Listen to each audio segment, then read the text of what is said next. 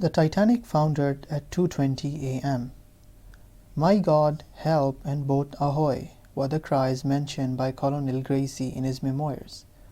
The cries were strong for about 20 minutes and then began to die out, as he recalls. The water right now is -2 degrees Celsius. In Lifeboat 5, Officer Pittman tells his occupants they will now be returning to the crash site to rescue more people. But they protest against his decision, fearing the swimmers would swamp their boat. Pittman is forced to give up, though he admitted that the cries of the helpless haunted him for the rest of his life, and he even mentions this in his journal. In Lifeboat 6, Molly Brown asks Hitchens to return to the crash site so they can rescue more people from the water, but he refuses and allegedly refers to them as stiffs, something which will come to haunt him later. Long before Harold Lowe's in Lifeboat 14 had returned to the crash site, Lifeboat 4 had also saved people. And even before them, Collapsible D had picked up first-class passenger Frederick Hoyt from the water soon after it was launched.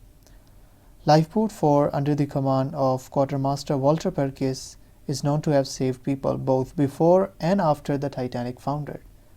Of the 8 people saved, Steward Sidney Seibert soon died from exposure, while able seaman Lyons fell unconscious. Throughout the whole night, there were multiple instances of lifeboats being tied to each other. Officer Pittman tied up his Boat 5 to Boat 7, but separated before the Carpathia arrived. Boats 6 and 16 were also tied till Molly Brown suggested separating so the occupants could row in order to keep themselves warm, because she feared that sitting idle would cause their circulation to freeze. In terms of provisions of these lifeboats, they weren't fully provisioned at all because the evacuation was actually quite disorganized. For instance, Officer Pittman said his boat did not have light, though he recalled some others did. Survivor Lawrence Beasley initially wrote that the boats did not have bread and water, but Lightoller wrote to him saying he and Pittman had inspected all the lifeboats on board the Carpathia, and they found that each boat contained 2 beakers of water and biscuits in the storage tank. So Beasley later wrote to Walter Lord that in such case it's just that they were unable to locate these in the darkness. And Chief Baker Yogan also recalled that at least some of the boats were provisioned with bread. Back in our story, in Lifeboat 14, Officer Lowe contemplates whether he should go to the crash site and rescue more people or not. But just like the occupants of Boat 5, people in his boat also protest because they are afraid of being swamped by the swimmers. So he decides to transfer passengers to other boats and wait almost an hour, before going to the crash site. So Lowe had already formed a flotilla of lifeboats 4, 10, 12 and his own 14, soon after the Titanic had disappeared beneath the waves. And he decided to keep his own boat for the mission and transferred his passengers to other boats. Able seaman John Poindexter testified that Lowe was the only one with a light, a torch given to him by ship's surgeon Dr. Simpson.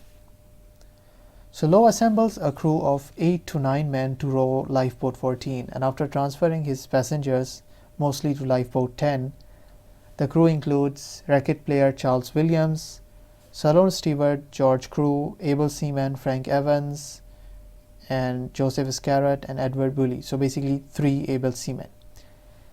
Then they proceed to the crash site. And upon reaching the crash site, they have to stop rowing so that they don't hit any bodies, and they slowly move bodies out of the way by hands. So Lowe claimed to have picked up 4 people, one of whom died in the boat, and he said he only saw bodies of men, no women. And able seaman Scarrett said there were more bodies than wreckage, and it was all in a cluster. He also said we rescued 4 people and one of them died in our boat. Able seaman Bully said that Lowe told them to keep checking amongst the bodies, and they would turn over each body they came across to see whether they were alive or not. But Steward Crow, on the other hand, contradicts Lowe by saying he saw the body of one woman. And able seaman Frank Evans said the sea was littered with bodies and he was afraid of looking around, fearing that they might give him a nervous breakdown. When asked for details, he said there were an estimated 150 to 200 bodies over there. So boat 14 picked up 4 people from the water. First class passenger William Fisher Hoyt was the first person they picked, and he was picked up bleeding from his nose and mouth and died soon after he was picked up. The identity of the 4th person is a bit debate because we don't know who it was, but it was either Robert Daniels or Emilio Portaluppi, but we can't tell for sure. As daylight emerges, they confirm that there are no more survivors, and then Lowe orders his men to hoist the sail forward. They set course to return to their flotilla of lifeboats, but on the way encounter Collapsible D in a very sorry state. So it was suffering from a leak, so he hails them and asks them if they want a tow. They reply, yes we do. So he begins towing Collapsible D, but then he sees some men and a woman, who was later identified as Rhoda Abbott, standing in the distance, singing and waiting for death. This boat is Collapsible A. So what happened was that the canvas sides of Collapsible A weren't raised properly, so water entered it and many of the occupants, who are estimated around 30, died throughout the night, and the survivors would just throw their bodies overboard to balance this boat. Water was up to their knees or ankles if you trust Lowe, and they were basically waiting for death. They had started singing throughout the night and all the way till Lowe encountered them. So Lowe continues towing Collapsible D to the scene, and then upon nearing the swamped boat, he fires 4 shots, either in the water or in air depending on accounts. And he tells the occupants of the swamped boat not to rush towards his boat as it can cause it to sink. Quartermaster Bright in Collapsible D said there were 14 people, of which 13 were men. Lowe also sees 3 bodies in the swamped boat and tells the occupants to check if they are dead or not. They confirm they are dead, so he orders them to cover their faces with life belts, and then the survivors are transferred to boats 14 and Collapsible D. Afterwards, Collapsible A is just set adrift because Lowe thinks it will sink soon. Collapsible B did not have a good night either. So 27 to 30 men, depending on sources, had climbed over the upturned boat, which was afloat because there was an air pocket under it. Lightoller had taken charge of it when he was washed away from the boat deck shortly before the final plunge, and then he swam to the boat. Around 3 people are believed to have, died during this night, and the occupants did not allow anyone near the boat once it was full, because they feared that too many people will sink it.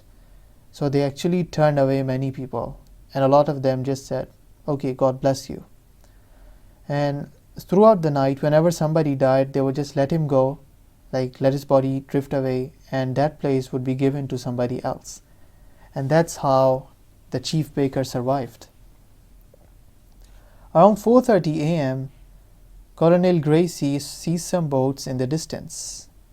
Lightoller grabs his whistle, and the 2 nearby lifeboats, 4 and 12, arrive, and Lightoller takes charge of this latter. They also take 1 body with them, though it's debated as to who this person was. Was it Jack Phillips or David Livshin? Collapsible B is then set adrift as well. And with this, ladies and gentlemen, the story ends. In our next video, we will discuss the rescue. Thank you for watching.